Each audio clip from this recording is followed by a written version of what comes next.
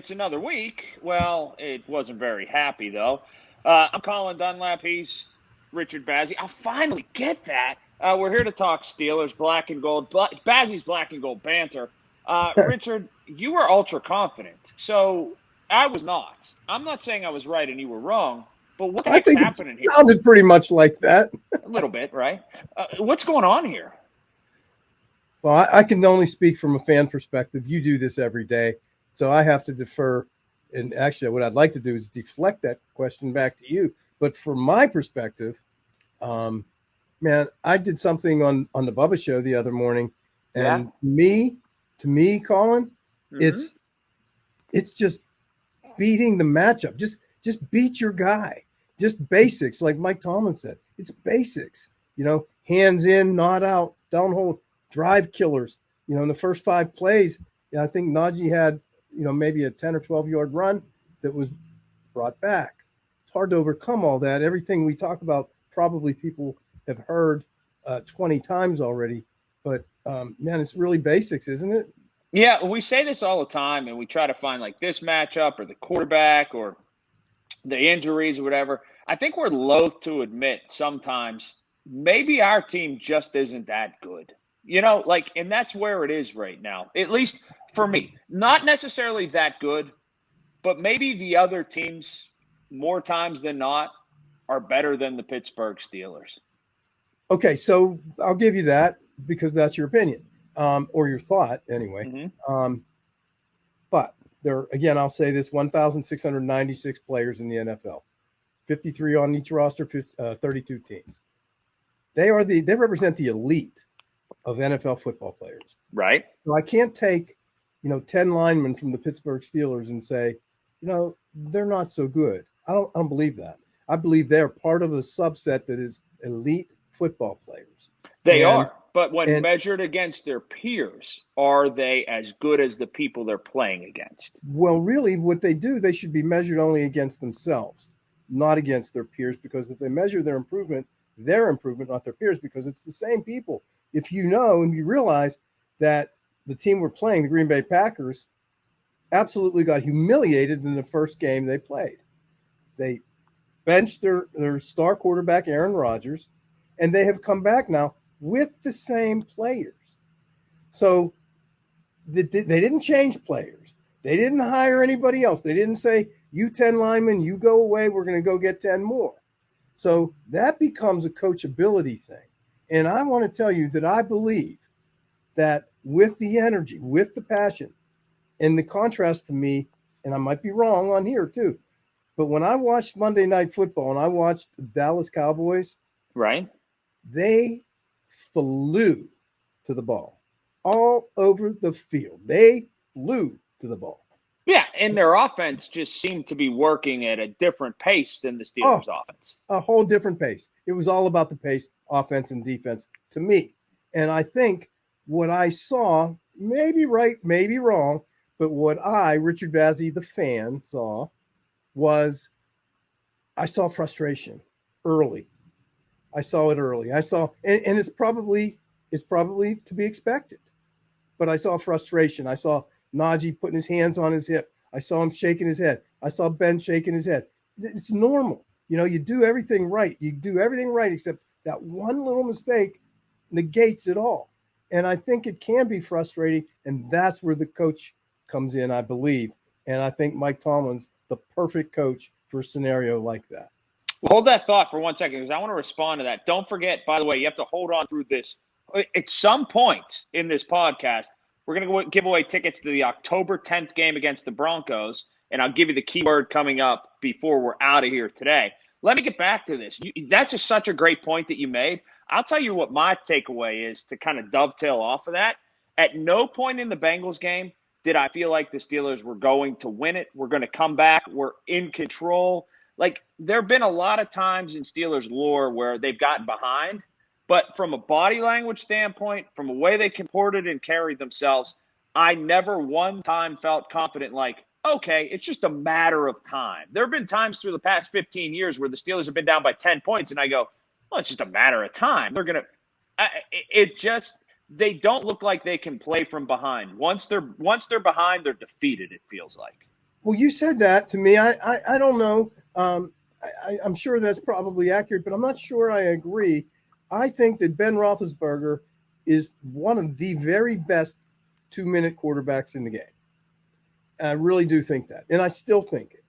I just don't. I didn't see it because I don't believe that everything around him was gelling. I mean, I think even he said it wasn't. It was a high pass, a bad pass. It was a missed block. It was a fumble. It was a penalty. Everything just went against them.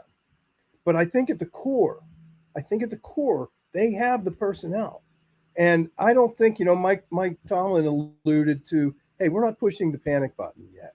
But the word yet's pretty, I think it's pretty telltale. And what would that be? What would the panic button look like? And it's so clear that Mike has complete respect for Ben and vice versa. So I don't, for all the people out there complaining about Ben, you can keep complaining, but Ben's not sitting. No, I don't think they will. But if they end up 1-5 into the bye or whatever, I think there's going to be a lot of people, and it's going to get really, really loud in terms of wanting to do with Ben. But I think you're right. I think Ben, even if it's not by design, there's no way that he's going to be he's not going to go out on his own terms, or he's going to be taken off the field healthy. Now, an injury may be something entirely different, but I don't foresee them ever saying, "Hey, Mason Rudolph, go into this football game while Ben Roethlisberger's healthy." I agree with you there. I don't see that happening. Ben, for me, is right now. I just watch the other games, and I don't see Ben Roethlisberger throwing on the move. I don't see a bunch of different things that I see in the other games. But then again, the Steelers scored like they scored on the Freiermuth touchdown, and they went down the field. When they put him in a position to work fast, I thought that they played very well, which was crazy. I agree with that. And so I think everybody is hyper focused on Ben Roethlisberger. And I think it's wrong. I think for some reason we're looking to be focused on Ben. Yes, he's the quarterback. Yes, he's everything. But I don't think he's bad. And I think he's got every ability to lead this team where they need to go. The people I respect, the Omar Khans, the Kevin Colberts, the Mike Tomlins, these guys all believed, and they made the choice that Ben was the guy. I happen to believe in these guys. So I think that what we need to see is winning the matchups on the line of scrimmage. That's where it starts. It's where it ends.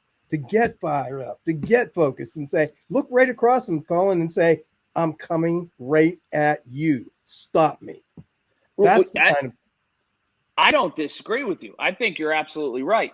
But it's a case of, do those guys that play for the Pittsburgh Steelers, particularly on the offensive line, are they good enough to beat the guys across the line from them? And I just don't know yet. I don't know if Chuks Okorafor is good enough. I don't know if Dan Moore Jr. is good enough. I don't know if Trey Turner's good enough. I don't know if Kendrick Green is good enough at this point.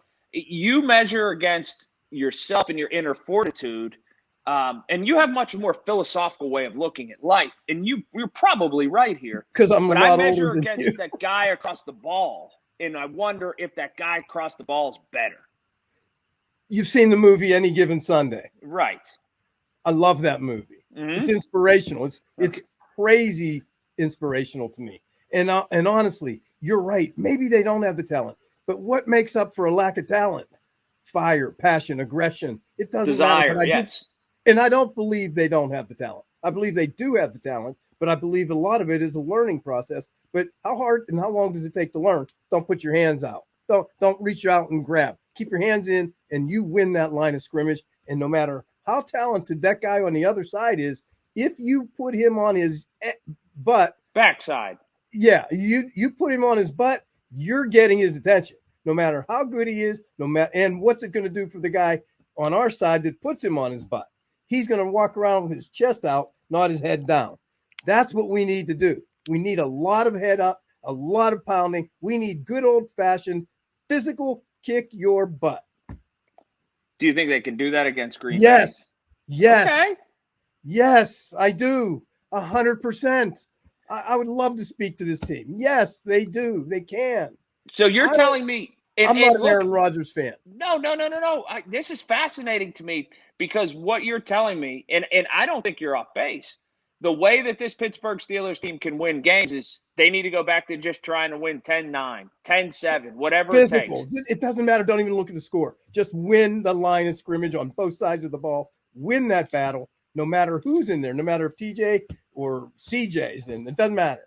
Win that battle up front, both sides of the ball, and I'll tell you, you'll see a different result. I don't know what the score will be. I'm not even going to predict the score, but I will tell you, if the Steelers, and this will be my caveat, if the Steelers perform on a physically aggressive level that they're capable of, they will win this football game. Do you think Ben Roethlisberger is disinterested? Is the wrong word. Do you think he's getting frustrated? No, I think he gets frustrated situationally. I think that if he has a great play, get called back, a 20-yard run, and it gets called back, I think yes, I do. But overall, no, he's a professional. Ben's a professional. He's a Hall of Fame quarterback. He's a pro. He's not going to get to the point where he's going to say, you know what, I don't want to do this anymore. That's not Ben. It had to be very hard for Ben to come back this year because he ended not great, and he and Marquise, of course, were very close. So for Ben to come back, he had to believe. So, and Ben, believe me, he doesn't need the money. He's here because he wants to win. If Ben thinks he can't win, that's a different story. But he does think he can win. He will win, and I do think he can win also. I think it is. And look, I'm as critical as Ben as anybody in this town, but I will commend him here. I think he does show grace and humility in so much as this. He knows who he can point out and point the finger at, and he knows after games to not soul crush so as to, if a young kid makes a mistake, he doesn't hammer that guy publicly. He finds a way to pick that guy up. He'll say something publicly in criticism about someone a little older, but he doesn't necessarily get at young kids because it serves no purpose other than to stunt their growth. It's horrible. It would be a horrible management style. That's not who he is. Mike Tomlin's a leader. I'll say it today. I said it yesterday, and I'll say it tomorrow. Mike Tomlin is a leader. If you listen to him speak, I don't even know where he comes up with this stuff. Sometimes it's so perfectly suited to the situation. And somebody asked him, I saw his press conference, and somebody asked him, geez, do you feel like you're dumping the ball off to Najee too much or something? And I think his answer was something like, what a great place to have to dump it to, right? I mean, thank goodness we have a Najee. He didn't say that, but I'm summarizing. And so no matter what it is, but listen, make no mistake, he knows what needs done.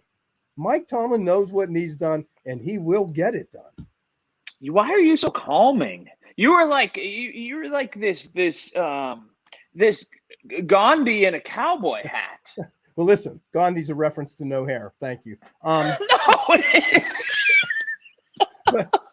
But listen, I may not be right, but I'm not in doubt. You were just there's this swell and this tornado and this hurricane and this calamity happening, and you were just calm down. Basic. It's basics. Win the line of scrimmage. There are, again, 1,696 players in the NFL. They represent the elite. Every single one of those 1,696 started as a rookie. Every one. And some do better than others. Some adapt quicker. Some don't. But every single freaking one was a rookie. And so I take pride in our rookies. I take pride. First of all, our center, he's going to be fabulous. I really believe that. I'm just really excited about this team. And at what stage do they really explode and show you? I don't know if it's going to be this week or the week after, but this team is loaded with talent. And it's just a matter of time before it all comes together. You may have me thinking positively, Richard, as we wrap up in a minute here. You may have me. I came into this on a different plane than I'm leaving. You have that feel on people. You Gandhi. I get it. Thanks. No, I'm saying I was totally negative going into this, and now you've got me thinking maybe they do have a chance to right this ship a little bit. Well, listen, they're playing the team that was a disaster 3 weeks ago. They're playing the Green Bay Packers, so they have the penchant. They have the potential to turn horrible again. What's going to turn them horrible? A strong, aggressive Pittsburgh Steelers team can make them bring out the worst in themselves. We can bring out the best in ourselves just by playing so hard, so aggressive. Win the battle one-on-one. You know, Russ Grimm said to me once, we were sitting somewhere and he said, you know, here's what I tell my guys. He said, I don't care if you get up and dance in a circle. As long as you keep that guy in front of you out, I don't care how you do it. I'm not going to teach you technique. I'm just going to tell you, win that battle. And I think there's a lot to be said for that. Technique, obviously, is probably a little bit more important than he thought, but I think that's important. I think win that battle up front, make it personal. Well, there it goes. Well, let's give away these tickets right now. October 10th, they play Denver, who's surprisingly pretty good to this point in the season. You got to go to the Schultz Ford Instagram page, Horse, Horse. There's your keyword you're going to need to know at the Schultz Ford Instagram page. So no prediction from you, which you're not going to give, but you do. I read from you that you're going to see improvement this week. That's the prediction that I'm feeling from you. Improvement 100%. From this football team. All 100%. Right. And what is your prediction? I'm not going to give one because you're not giving one. You're not going to paint me in a corner here, young man. All right, That's go not first. Happening. I'll go first. I'm going to take the Steelers, no points. I am going to take the Steelers to play better, but lose on a last-second field goal. Oh, my heavens. That's like giving me a piece of candy and telling me I can't eat it.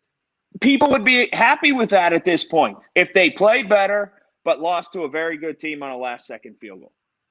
No, it still goes in the L column. A W is a W is a W. It must be a W. And I don't think they can win on the road up there because I don't think Tua will be back yet. I don't think Banter will be back yet. And I really wonder about what's going on with that line and how many people are dinged up. And Juju Smith-Schuster, I don't know how much he's going to practice all week.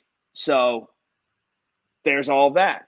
All right. He's coming back. There are that's unbelievably accurate. However, Pittsburgh Steelers. All right. Great time. We got him. Don't forget, Horse, Horse, on the Schultz Ford Instagram page. It has been my pleasure again, Richard. Thanks, Colin. Thanks for putting up.